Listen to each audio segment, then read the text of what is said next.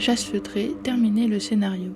Le scénario peut se finir par le décès des personnages, ou par un retour à Boston, par téléportation inverse.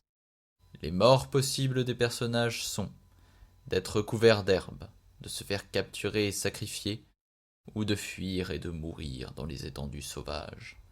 Concernant l'herbe, s'il y a plus de 3 mètres de hauteur d'herbe, le personnage est chassé par un gros animal.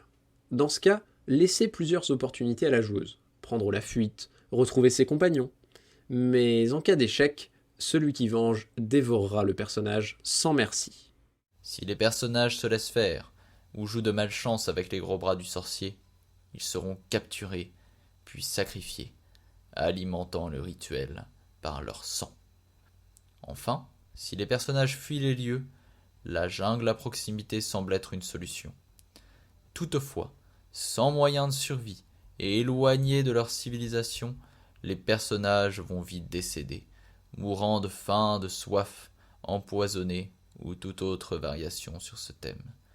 Cette région est sauvage, ne le cachez pas aux joueuses si les personnages se posent la question.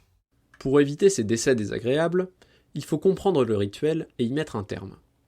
Les personnages devront contenter celui qui venge en lui offrant le sang qu'il était venu chercher, à savoir celui présent sur la tête de buffle empaillé dans le petit salon.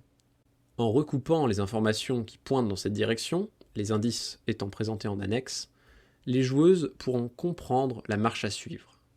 Si la tête de buffle est recouverte d'herbe, que ce soit du fait des personnages ou non, celui qui venge accomplit ce pourquoi il a été appelé, et instantanément, le petit salon est renvoyé à Boston. Cette instantanéité peut être problématique pour tout personnage qui serait en dehors du petit salon, ou qui n'y serait qu'en partie. Par exemple, rester dans l'encadrure de la porte, en haut de la cheminée, etc.